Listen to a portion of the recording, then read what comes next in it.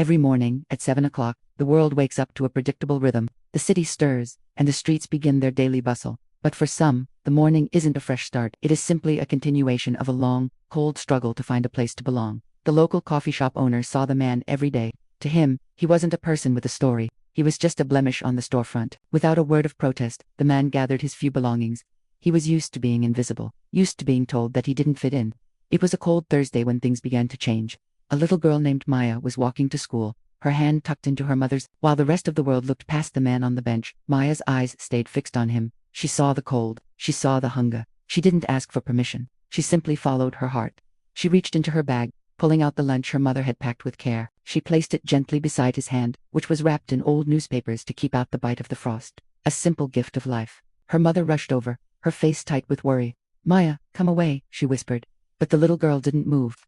She stood her ground. "Mommy, he looks cold," Maya said, "and he doesn't have anyone to pack him a lunch." In that moment, the mother's perspective began to shift. She saw the buttonless jacket, the shoes held together by plastic, and the profound loneliness in his tired eyes. The facade of the stranger vanished, defying the social distance she usually kept. The mother sat down. She asked him his name. She asked him how he had come to this. He spoke of a fire that took his home, and a life where family had long since faded away. He wasn't a blemish. He was a survivor. The mother realized she had the power to do more than just feel pity. She reached for her phone, her voice steady and full of purpose. The shop owner returned, ready to clear the bench once more.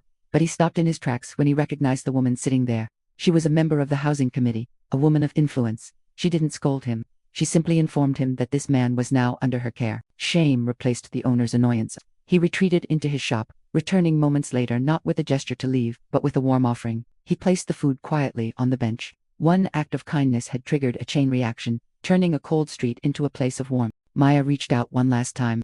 She placed her small, warm hand over his newspaper-wrapped fingers, a connection that transcended everything. Tears welled in the man's eyes. It wasn't just the food or the coffee. It was the feeling of being seen, of being human again. As the sun finally began to break through the clouds, the street corner looked different. The shadows were gone, replaced by a golden glow. Compassion is a choice we make every day.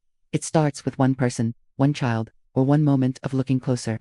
Be that light for someone today. If this story reminded you of the power of kindness, share it with someone who needs to hear it. Comment Amen if this touched your heart.